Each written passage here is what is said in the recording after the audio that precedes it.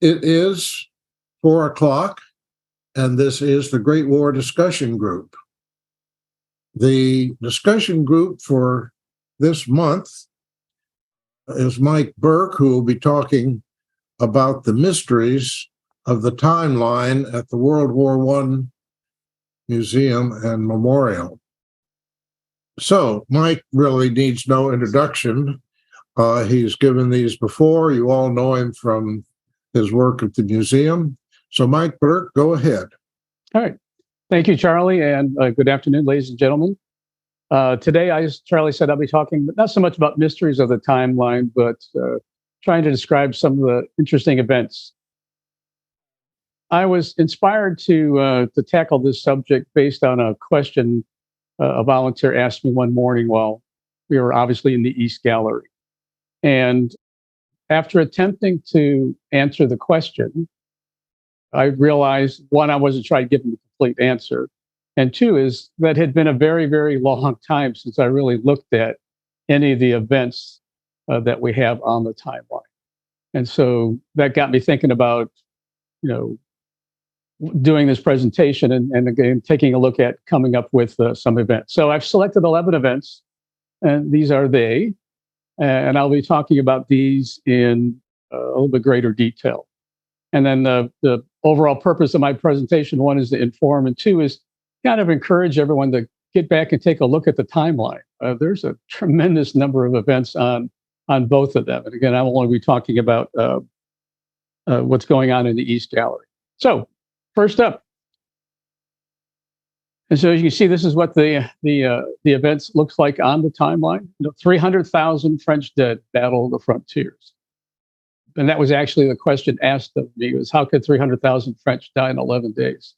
So I had, again, took some time to take a look into this. So first off, as we remember, the Battle of the Frontiers is the first major conflict of the First World War.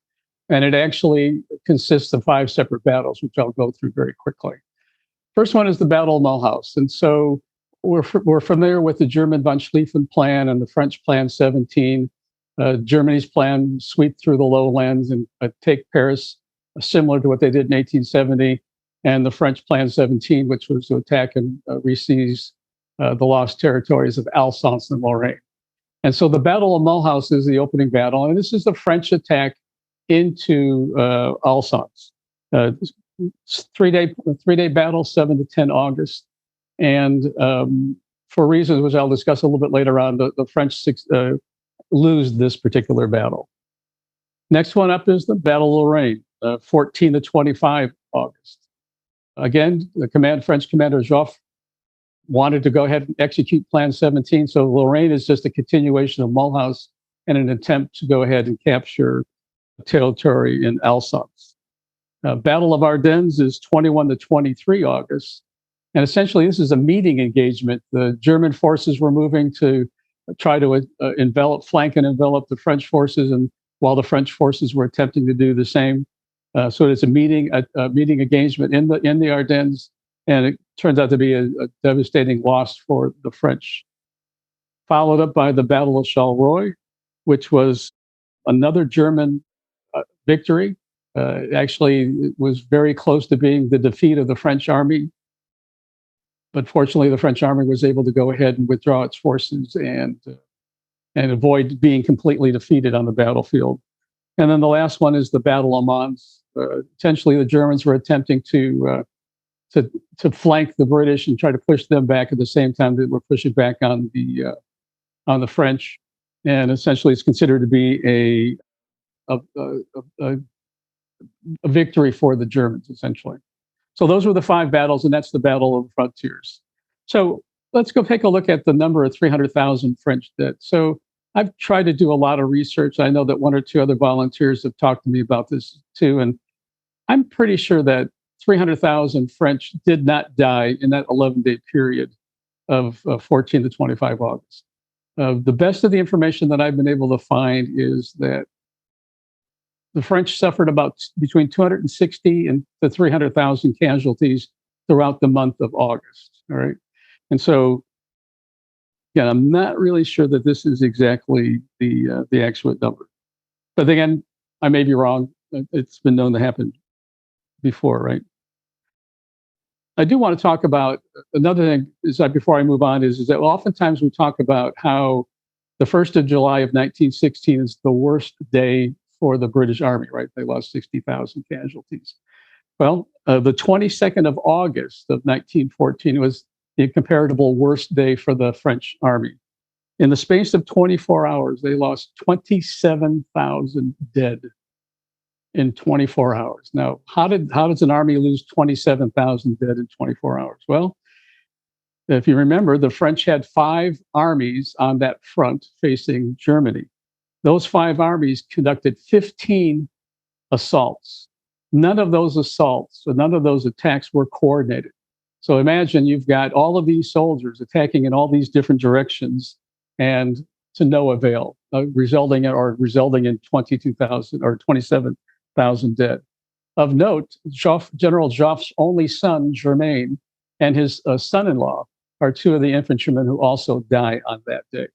And so again, a terrible, terrible defeat, or a bad day, let's say, for the French.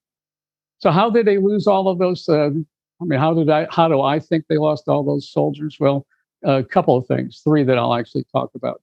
So first off is, if you're familiar with French tactics of the 1914, it was all, their doctrine was based on the offense, the spirit of Elan, or the fact the all-conquering will. And I think we've talked about it a couple of times. There is actually even no consideration of the defense in French tactics at the time. And so you've got the long line of French soldiers, as you see on the bottom, or the long line of French cavalry, as you see on the top, wheeling and turning and moving towards in place German positions, right? And so that I would say that tactics is one reason why the French lost 22,000 or 27,000 on the 22nd. Obviously, the other one is they ran into modern German weaponry, such as the 7.7s and the 15-centimeter guns that you see there. Both of these mass-produced, so there were large numbers on the battlefield. And with the improvement to high explosive and fuses, German artillery obviously is going to take its toll on attacking French forces. And then when you add the modern machine gun, in this case, the machine gun 08, again, with smokeless powder and harnessing the recoil process, these weapon systems are going to mow down a lot of French soldiers as they attack across these open fields. The Battle of the Frontiers ended with what was called the Great Retreat, as you see their dates. And of note, if you can see the photograph, the top left is British, bottom is French, and the top right is Belgians. And I don't know if you can make it out, but you can see that they've got dogs pulling their machine gun carts, which I thought was a good find in this particular case. I think another thing, we just talked about the heat, we talked about the weather. Well, it was, the month of August in 1914, it was fairly hot, and there was almost no rain except for the one day of the 15th, the 15th of August. And so, and again, these French forces were marching in long distances every day. So a lot of French soldiers were affected by the weather and by the fact that they were wearing totally impractical uniforms that we're very well aware of heavy wool, bright red pants, bright blue coats, vests, and all of that. So technically the weather was really bad. And then again, the uniforms were not really well made for this particular sort of moving back and forth across the battlefield. One of the things I also found out was that, the French military they knew that this uniform was not very practical. And in July of 1914, the French Ministry of Defense attempted to develop a new uniform, which was going to be called tricolor cloth, right? So they wanted to use obviously red, white, and blue thread. However, unfortunately for them, the Germans held the patent for the red dye, and the French asked the Germans if they could use the red dye, and obviously the Germans said no. So it's not until a little bit later on, the first quarter, it says, but in the spring or the winter of 14-15, that the French can be able to develop a new uniform using just blue and white thread, and that will be called Horizon Blue, which is the uniforms that we are most familiar with throughout the remaining part of the war. So that's the Battle of the Frontiers. Next up is technology. And I think a lot of us, when we do our tours or we're talking to our visitors, we talk about how technology was used to kill our opponents. Sorry, and then we also use technology to help save our soldiers. And so this is, Madame Curie provides mobile X-ray ambulances. So X-rays, type of electromagnetic radiation, had been around for about 1895, and doctors had actually been using X-rays in hospitals, well before the war started. The issue was that the X-rays were difficult to move around, and there was no way for them to make their way to the battlefields. And so it was Madame Curie who came up with the idea of mounting an X-ray machine into an ambulance and then driving that ambulance up to the front line, right? And so that's exactly what she did. That's what we see here. Obviously, there were a couple of problems that she had to overcome. First was electrical power to actually manage or to run the X-ray machine. And she came up with the idea of attaching a dynamo or electronic generator, which would produce enough power to run the actual X-ray machine. And then she had this idea. She went to the French military. She asked for French military funding. They obviously, any bureaucracy, they drug their heels. And so she actually went to an organization called a philanthropic organization called the Union of Women of France, and successfully lobbied them for money. And so she was able to produce her first radiological car. They were known as the Petite Cures or Little Cures. And this very first car actually supported French surgeons in the Battle of the Marne in 1914 in September. And then by the end of the war, there are 18 of these small mobile X-ray machines that are available to French surgeons on the battlefield. Content just not only to provide these cars, she actually wanted to get involved as well. And that's a photograph of Madame Curie in her own ambulance, which she drove.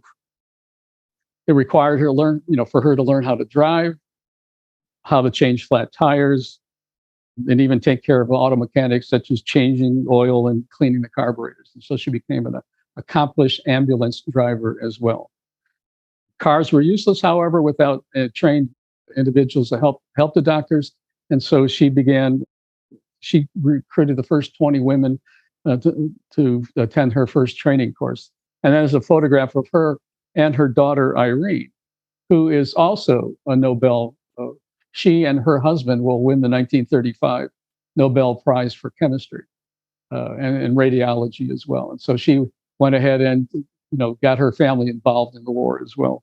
And then what I like to tell individuals when they visit the museum is we actually have some of these very first X-ray machines.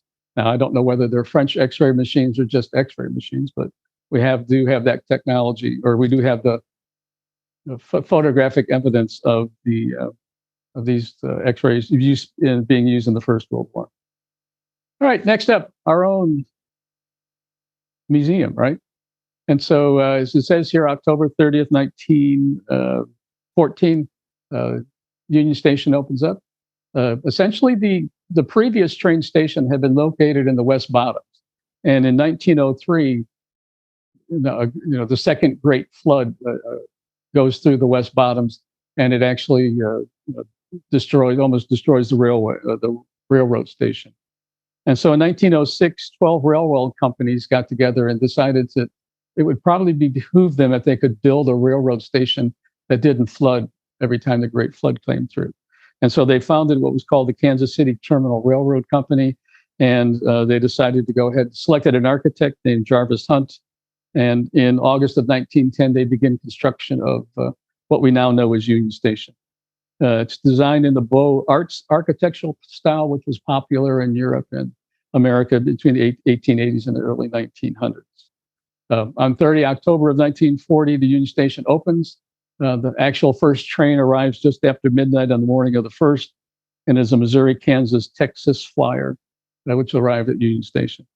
Union Station itself cost about $6 million and was part of a much larger $50 million program by KCTR that included, in addition to tracks, switching towers, viaducts, and bridges as well.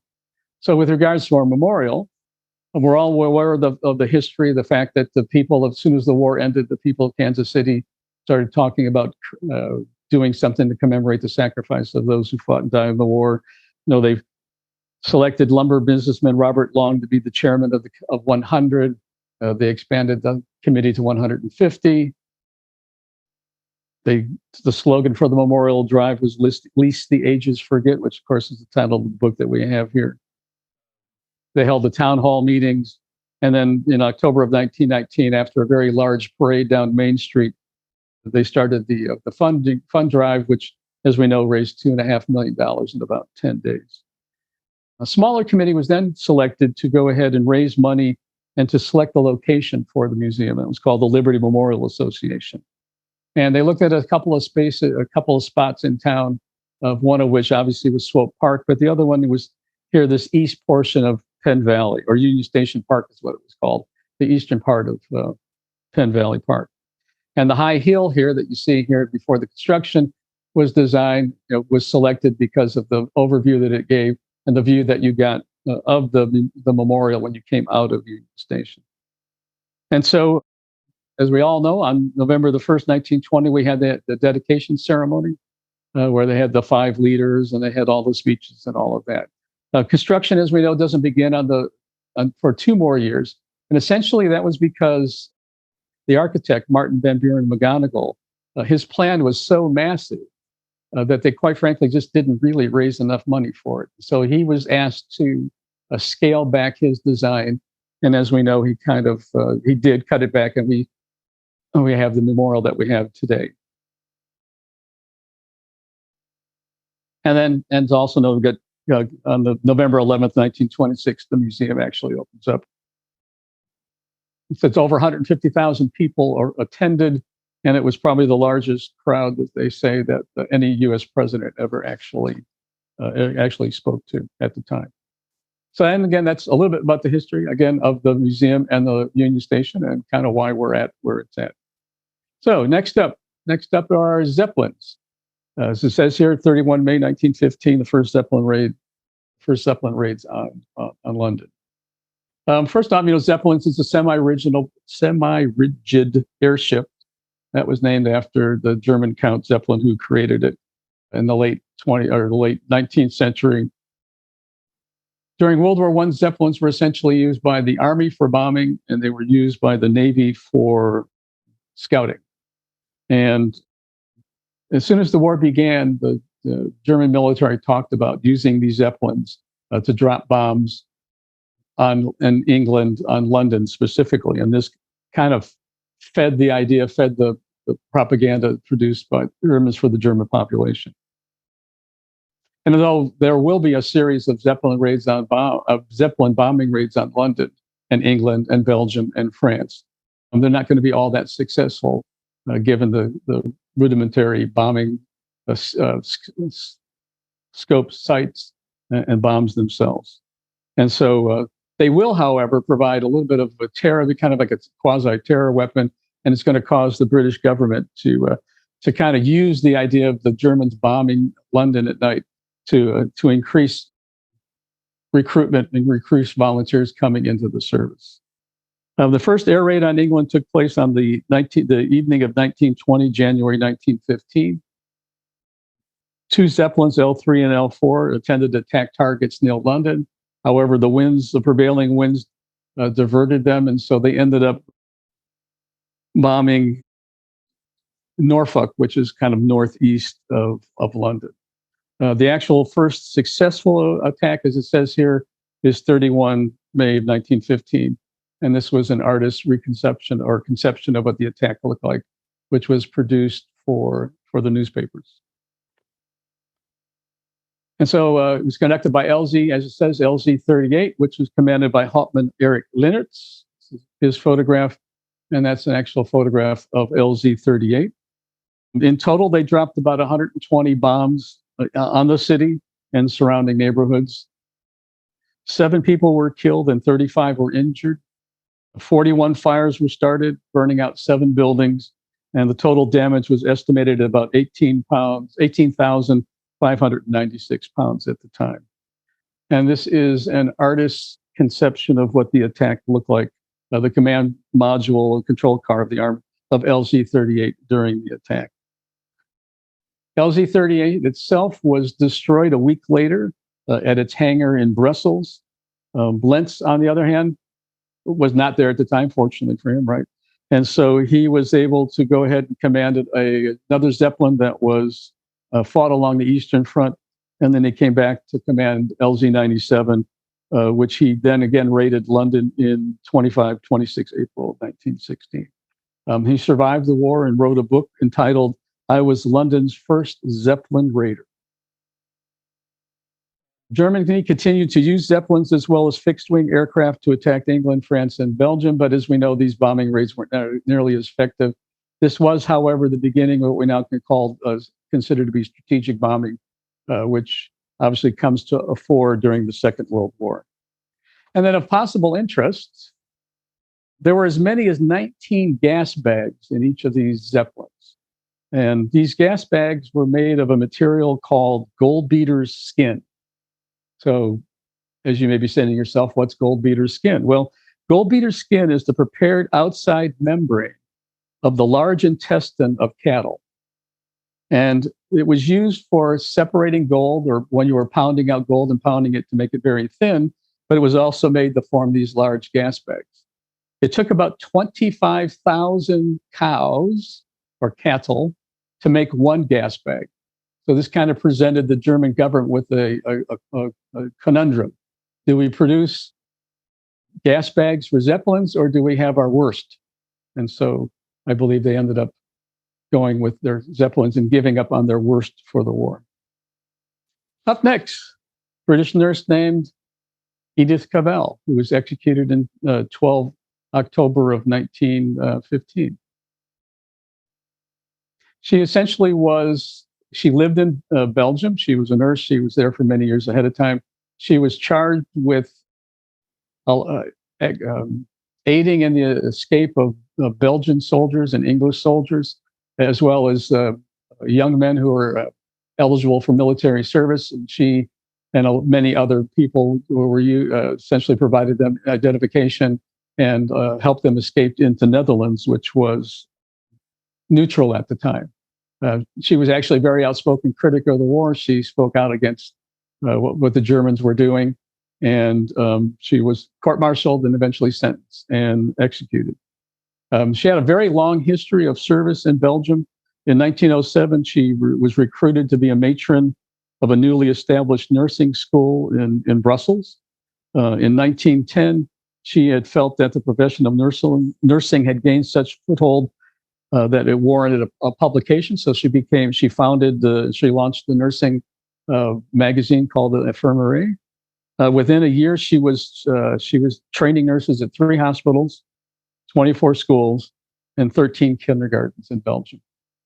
When the war began, she was visiting her mother in Norfolk, and she returned back to Brussels, back to her hospital, which had been taken over by the Red Cross.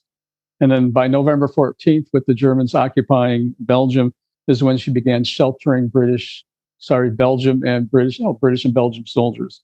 And then, as I said earlier, helping them move from house to house, and then from house to house to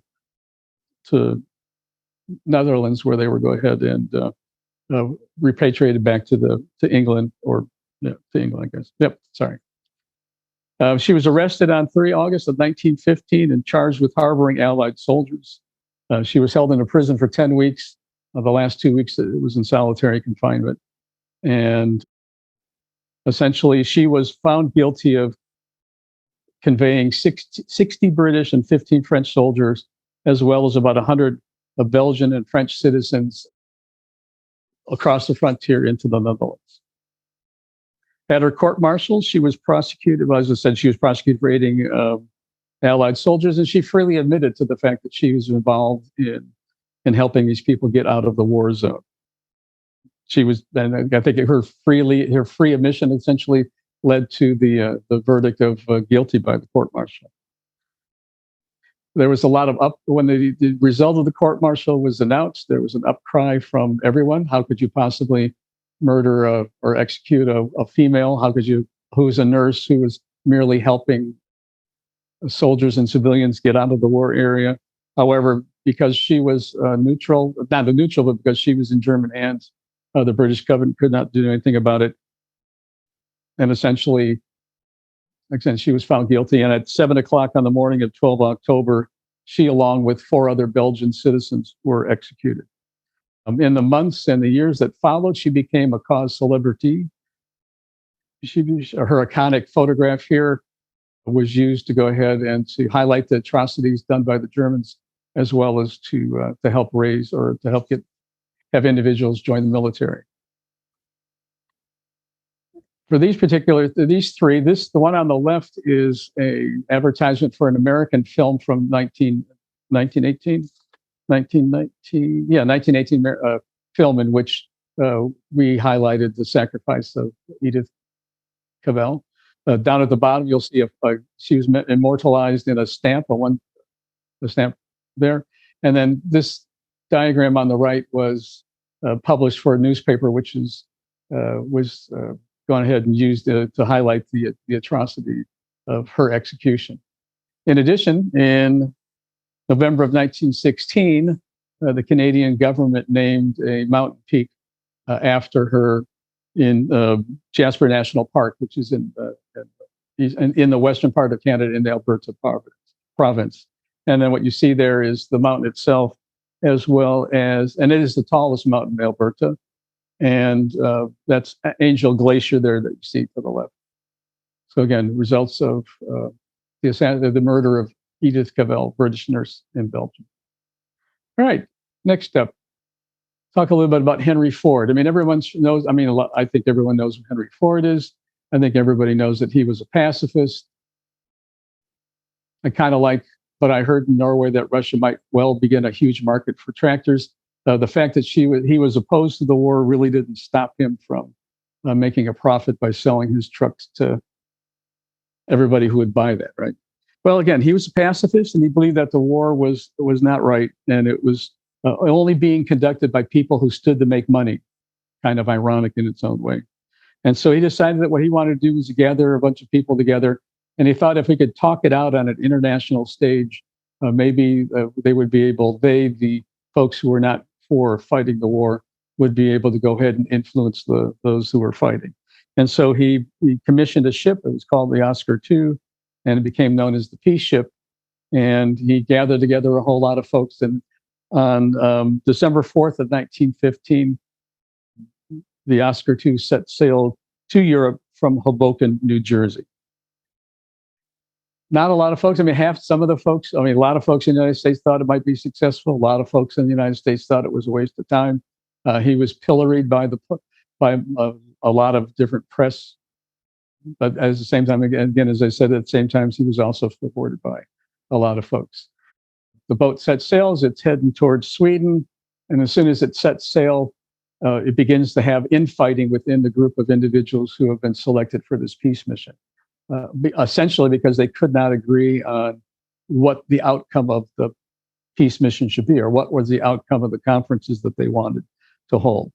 At the same time, they were really upset by President Wilson's 7 December address to Congress, in which he talked about making a case for military preparedness and becoming a little bit more warlike. Having successfully been reelected, he decided that he needed to focus his time on preparing the United States for a potential war. And this again drove a wedge between the people that were on this ship, and meeting every day, trying to come up with an idea about how they wanted to approach the peace conference. And then to make matters worse, influenza broke out on board the ship, and it started to affect a lot of the individuals on the ship, to include Henry Ford. And so for many weeks, he was stuck in his cabin, isolated from the discussions going on board the Oscar II. And so that when it docked in Oslo in December 18th, he was really kind of torn between, does he go forward with the mission or does he go home, because he's still fighting the after effects of the influenza. Essentially, his health doesn't get much better. And so he has half of the party telling he needs to stay, And then his close personal advisor says, we're not really going to get everything that we wanted. Why don't you go home? And so on the 23rd of November, he set sail to return back to the United States. And this was kind of a blow to all those who were on board the ship, but they decided that since they were already there, they might as well go ahead and continue on. So they held a series of conferences in Norway, didn't get the response that they wanted to, so they made their way to Sweden. And in May of 16, they actually began their first series of meetings and series of peaceful demonstration or marches in the city, in the streets. And the U.S. was there, representatives from the United States, Denmark, Holland, Norway, Sweden, and Switzerland. And again, they were there, but again, they couldn't really figure out what they wanted with regards to the ending of the war. And so it came across as being kind of half-hearted, and there was really no solid or one controlling idea. And so essentially, for the most part, everybody kind of looked at their efforts and just kind of poo-pooed it. And so there was also kind of support for that from the United States that began to lessen as well, because I want to say, President Wilson began making a lot more speeches, and then of course, obviously, he came before Congress in early 1917 and asks for a declaration of war. Right. So anyway, so it kind of ends up being a bust.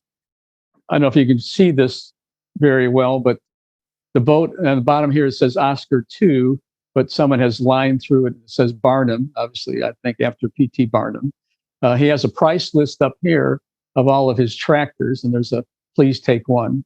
And then you've got delegates who are interested in Paris fashions, as well as talking about peace. So overall, this mission was not very successful. It cost Henry Ford about $500,000. And to be honest with you, it was not very successful. Did not get anything everything out of it that he wanted out of it. However, there is, and just that, but there's also a Kansas connection.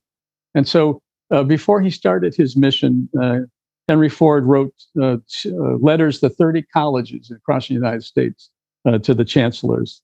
And what he asked them was to nominate someone to come along and participate in this peace operation, or this peace talks. And so one letter reached the Kansas University chancellor, who decided that he selected this individual on the right, whose name is Kenneth Pringle.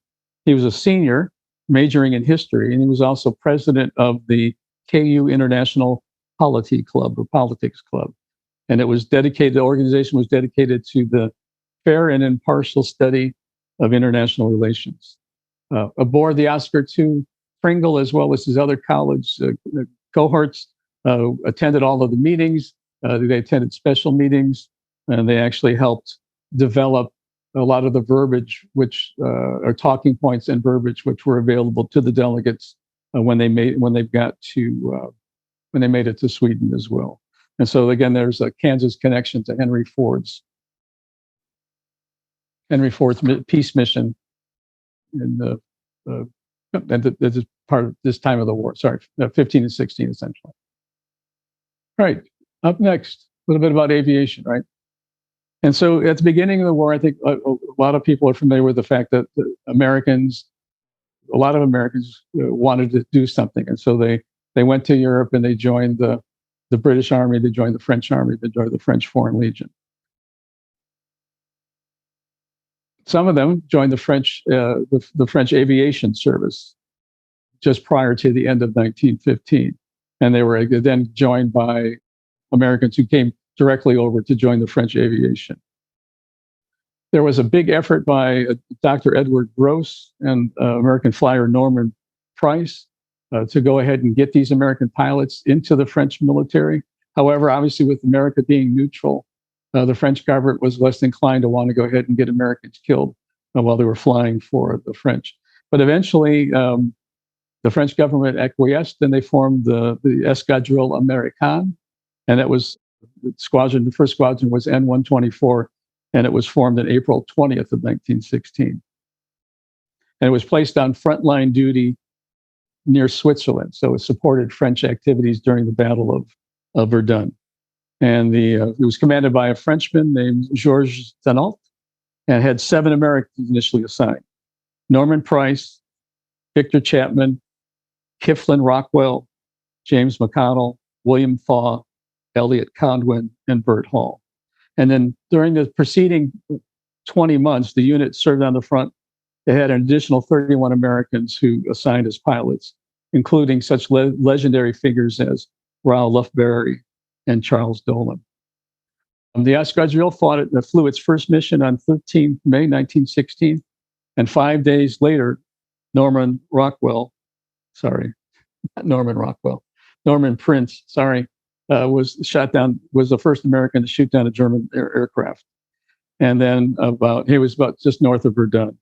And then shortly thereafter, the first American gave his life, and that was Chapman, who died on the 23rd of June of 1916. The unit continued to serve in combat for a succeeding month, and its fame grew. Eventually, the German government protested to the U.S. government.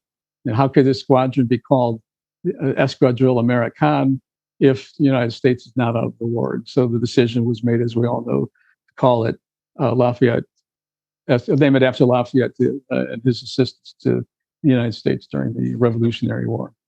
I think one of the most notable or legendary symbols of the war, obviously, is that in the lower right-hand corner.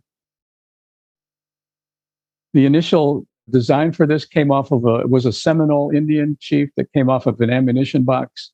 However, a little bit later on, two of the pilots who are a little bit better artists, I think, came up with this idea. And so this then became the symbol for the Lafayette Escadrille for pilots on that. So that way the German pilots knew they were fighting Americans when they saw this symbol on the side of their aircraft. Equally as famous, I think, as the symbol on the aircraft were their 2 mascots, the Lion Cubs whiskey and soda. Lieutenant Colonel William Thaw, one of the original pilots, very successful in both the French as well as the American Army, was responsible for acquiring these two lion cubs. They were a big hit with the men of the squadron. They gained access to everywhere that the pilots went to. The one problem was that whiskey had a tendency to chew up uniforms and service caps. And so after destroying the tunic and cap of one of the French commanders, the commandant ordered that these 2 lion cubs be sent off the aerodrome. And so on October 17th of 1917, the whiskey and soda made their way to Paris Zoo, where they stayed until their passing. And then our museum connection with the Lafayette Escadrille is the 3rd aircraft that we have in the museum. It is a Newport 12, as most people know. It was designed as an observation aircraft. It also served as a fighter. And then when it became obsolete, it became a trainer. And it actually, pilots from all Allied nations eventually trained on Newport 12s. There was a Lewis machine gun mounted in the back for the observer. And if you look real carefully, I think most of us have seen the Lewis machine gun that's mounted on the upper wing. Overall, 267 Americans volunteered, with 255 receiving their wings. 108 served on the front. 51 were killed in action, and they are credited with 199 victories throughout the war. All right, Lord Kitchener. Horatio Hubert Kitchener was the most senior British officer to die during the war. He had a long and storied history, all the way back to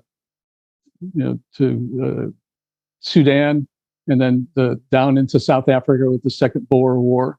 When the war begins, he's assigned, or he was selected to be the Secretary of State for War, cabinet minister. So his job was developing the British Army. He was also one of the few people serving in the cabinet who realized that this war was not going to be over by December. And so he was looking at he was taking a long view and coming up with ideas to come up with to man the British military necessary to go ahead and defeat Germany in this particular war. And he was making his way to Russia to have talks with the Tsar and the Russian military.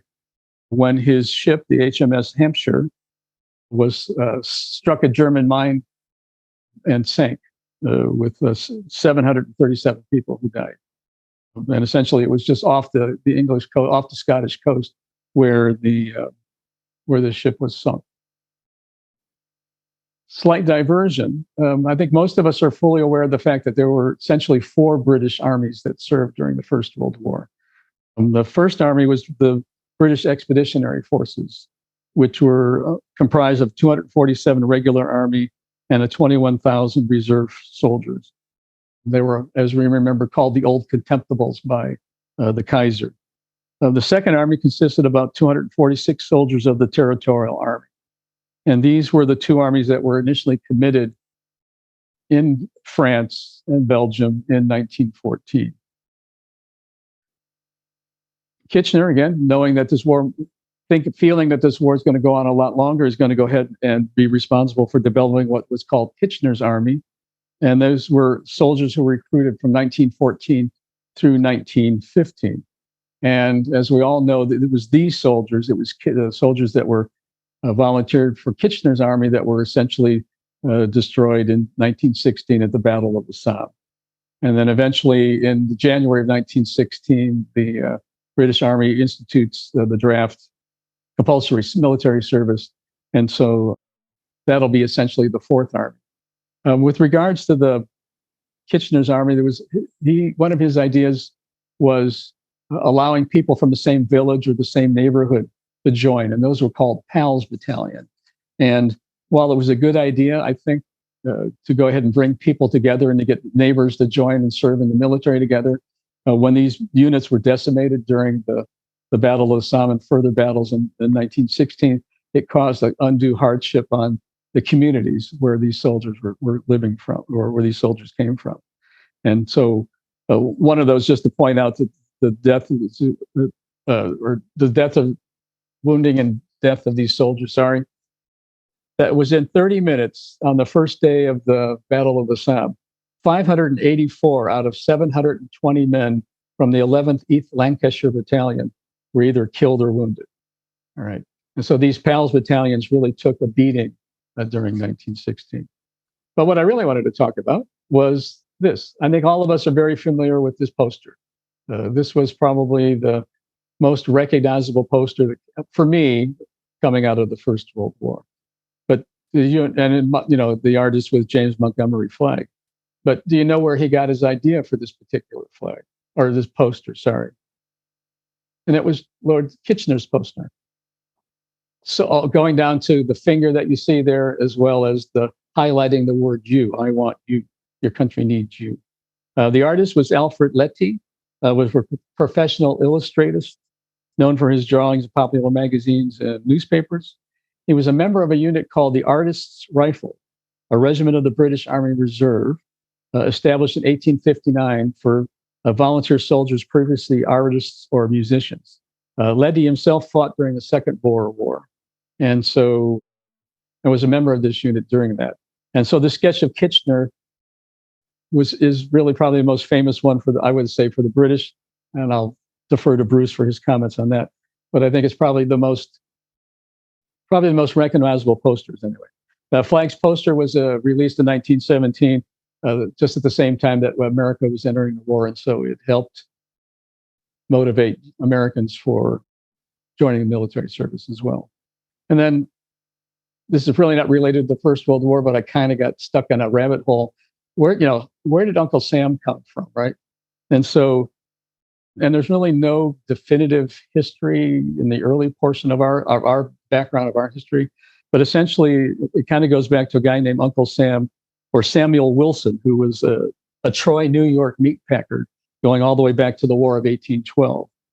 And then between the War of 1812 and all the way up through probably the Civil War, there were 2 symbols for America. One was known as Brother Jonathan, and Brother Jonathan essentially represented the country. And then Uncle Sam, or Samuel Wilson, represented the government and its power. And so they flip-flop between Brother Jonathan and Uncle Sam. They were interchanged or used interchangeably all the way up through the Civil War. But it's really with the First World War and flags poster that we see here on the left that this image of Uncle Sam is the Uncle Sam that we are most familiar with. And so that's kind of representative of the United States government. Moving on. J.R.R. Tolkien. I think everybody's familiar with his books, or at least seen the movies. Peter Jackson thanks you, I guess. Essentially, he'll take part in the first Battle of the Somme. So when the war began, Tolkien did not immediately volunteer for military service, and he was questioned by his family and friends as to why not. He essentially said that he was just not ready to join up. I mean, he appreciated what was going on, but he wasn't ready to be committed to commit himself.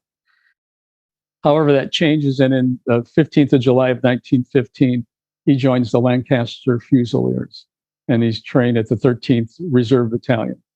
He makes his way in June of 1916. He and his unit make their way to France, and like other soldiers, he's stuck in the base depot at Antapes. On 7 June, he was informed that he would be assigned as signals officer to the 13th Battalion, Lancaster Fusiliers. And then it is while he's waiting for this assignment that he actually writes a poem called The Lonely Isle, which was inspired by his feelings during the sea crossing to Calais. His unit arrives at the Battle of the Somme, one of my favorite photographs. If you will remember, there were 1.5 million shells fired in advance of the Battle of the Somme because the British commanders knew that they would be able to go ahead and destroy all of the German trenches and German soldiers and such. He and his units are involved in assaults on Schwabian Redoubt and the Leipzig salient. However, on the 27th of October 1916, he's attacked, or Charlie's going to have to help me. What's the right word? He comes down with trench fever, essentially. And so he's weakened and he's invalided, and he's sent back to England, where he will stay for the remaining years of time in the service. I show this photograph again, two reasons. One is I think we remember this from the Peter Jackson's film, They Shall Not Grow Old, but these are faces of soldiers from the same unit that Tolkien served at. And then, as I've just mentioned, we well know that within hours, minutes, most of these soldiers were all killed. All right, so he survives the war. He makes his way back to Cambridge, and he joins up with other literary figures, teachers there, instructors, professors at there, and they form what's called the Inklings. And the Inklings were former service members and artists, poets, novelists, journalists, and it was very influential, from what I understand, with regards to writing about their experiences in the war, writing about other people's experiences. They were theologians, they were playwrights, they were historians, and they also spent a lot of time talking about fiction and writings of fantasy. And so many of the members and they also were very religious as well. And so they wanted to include their religious beliefs in a lot of their writings as well. So in addition to Tolkien, one of the other writers in the Inklings was C.S. Lewis, who also fought in the British Army. He was in the Second Battle of the Somme in April of 1918. And he survives the war, obviously. And he comes back, and he and Tolkien work together. And he reads Tolkien's earlier stories about hobbits and the Lord of the Rings and all of that, and he provides feedback to Tolkien for his novels. And so Tolkien actually credits C.S. Lewis for helping him to develop his ideas and develop his thoughts and help him to come up with an idea with regards to writing his novels. Now, a little bit closer to home, it was interesting. It's a short aside. About a week before I had the discussion with the volunteer about the 300,000 French dead during the Battle of the Frontiers, we had one of the visitors, and I was making my way from the West Gallery to the East Gallery. He grabbed me by the arm and he took me over to the timeline, and he pointed this out and he said, "Do you know anything about this?" And I went, "No, sir, other than what you see on the board, that's all I understand," right? And so obviously I needed to add this to this discussion in honor of that unnamed gentleman from New Jersey who wanted to know a little bit more about that. So essentially, Black Tom, it was the name of this island that you see here. It's in the purple. It's across from Governor Island. It essentially was a man-made island that was put there to they could put a lighthouse on it so that shipping wouldn't go ahead and run into that. So it was a man-made island. On the evening of 30 July 1916, about 2 million pounds of small arms and artillery ammunition were stored at the depot, waiting to be put on board ship and sent to Russia. After midnight, a series of small fires were discovered on the pier. At about 2 a.m., the first explosion and the largest explosion took place. There were second and third explosions afterwards. In the time after that, the explosion created a detonation wave that traveled at 2,400 feet per second, with enough force to lift the firefighters up out of their boots and into the air. The noise of this explosion was heard as far away as Maryland and Connecticut. On Ellis Island itself, terrified immigrants were evacuated by ferry to Battery Park. Property damage essentially from the attack was estimated at 20 million. Equivalent of about 498 million nowadays. And on the island itself, the explosion destroyed 100 railroad cars, 13 rail houses, and left a 375 by 175 foot crater on the source of the explosion. Despite all of this destruction, only 4 individuals were believed killed. And those were the crew on board the ship that exploded. And it's widely believed that this was an act of German sabotage, but I didn't see anything that essentially said that it was. With regards to the explosion and the damage it did cause damage to the Statue of Liberty. As you see here, it's the cost here, and it's essentially about $100,000 worth of damage to the Statue of Liberty. I asked a question before. I've asked a question: how many people have ever climbed up the arm of the Statue of Liberty to stand out here beneath the flame? And the answer is nobody, because this arm on the Statue of Liberty was closed after this explosion. So this explosion at Black Tom Island essentially is the reason why you cannot climb up the arm to stand right beneath the flame. And then the arm that we see here was essentially replaced in 1985. All right, and I'll finish this last one and we'll go ahead and turn it open to questions. And so Jeanette Rankins of Montana becomes the first woman to be elected to Congress, as it says here. Now, very interesting story, right? She was obviously an American politician. She was a woman's rights advocate. She became a civil rights advocate in the 60s as well. And she's the first woman to hold this office in the United States government. Unfortunately, she was elected twice. Each of her elections were bordered or started with the U.S. entry into the war. And so on April 2nd, 1917, when President Wilson asked Congress to make for a declaration of war, she was one of 50 elected officials who voted in opposition. And she said, "I wish to stand for my country, but I cannot vote for war." Years later, she would add, I felt the first time that the first woman had a chance to say no to war, she should say it. And although 49 other male representatives and 6 senators also voted against the declaration, she was singled out and she was voted out during the next election. So she went back to Montana. She involved in women's rights efforts there. And in 1940, she's reelected to the Congress. And on December 8th, 1941, Franklin was the only member of either chamber of Congress to vote against the declaration of war. It was a very, very, very unpopular decision. And she was booed and hissed at, from the members of the gallery. Representative, later Senator Everett Dirksen, asked her to change her vote, or at very least to abstain, but she refused, saying, "As a woman, I cannot go to war," she said, "and I refuse to send anyone else." And she chose not to run for re-election in 1942. Again, she became a suffragist during the Progressive era, and she organized and lobbied for legislation enfranchising women in several states. In the 60s and 70s, a new generation of pacifists, feminists, and civil rights advocates found inspiration in Rankin and embraced her efforts in ways that her generation had not. She was mobilized again in response to the Vietnam War, and in January of 1968, the Janet Rankin Brigade, a coalition of women peace groups, organized an anti-war march in Washington, D.C. That was the largest march by women since the suffrage parade of 1913. Asked years later if she ever regretted her actions regarding her decisions to not support 2 declarations of war, Rankin replied, "Never.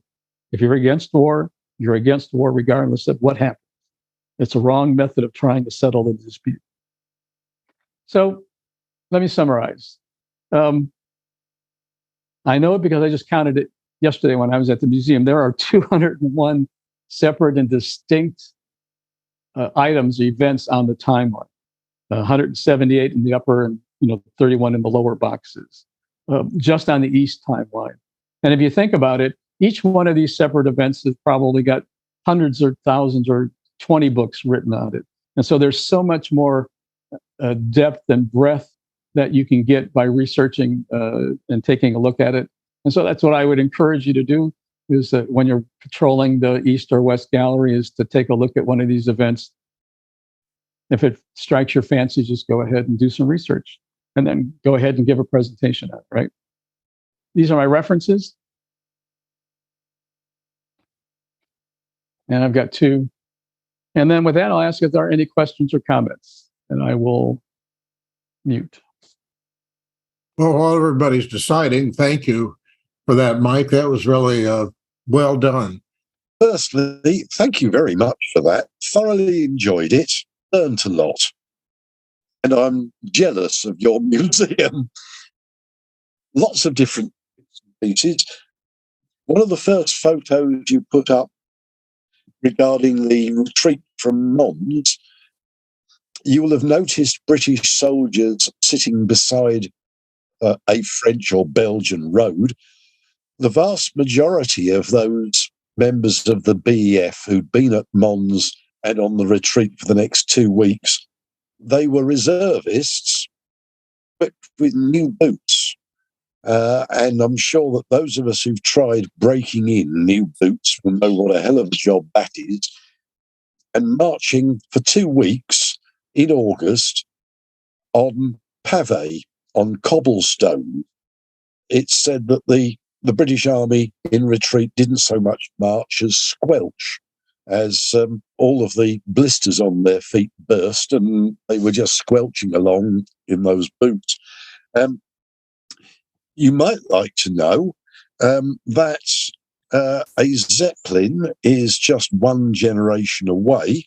My late father related to me on one occasion how, aged 6, one evening he was woken up, Saturday night, he remembered it, carried into the back garden to see what he thought was a very large cigar, sort of gently descending downwards, and which his father, my grandfather, explained was a Zeppelin that had been shot down. So literally, we're 1 generation away from a Zeppelin down. Edith Caval, she was repatriated and is buried in the grounds of Norwich Cathedral. She was one of the 3 who were officially repatriated to Britain after the war. Kitchener was once described after his death by a female MP, Nancy Lady Astor, who couldn't stand him. She described him as not a great man, but a great poster. But I was brought up to believe that it's rude to point. So I've always thought of that poster as being rather rude. You don't point. Finally, the bit about PALS battalions. The first of those, it could be argued, were the Kensingtons, the stockbrokers battalion, but actually the first that was specifically recruited as a PALS battalion was from Liverpool, where I am. And the Earl of Derby put an advert in the local paper hoping to get maybe 500-600. Within 3 days, there were just over 4,000. And so created the 17th, 18th, 19th, 20th Battalion Liverpool Regiment. The encouragement was that they could join together, train together, and fight together. But unfortunately, they tended to miss off the last. They could die together. And when the United States joined in the war, had the common sense to learn from the experience of the PALS battalions by ensuring that no American battalion was exclusively taken one relatively small area, because if something disastrous befell that battalion, it would affect a whole town, a whole city, and so on.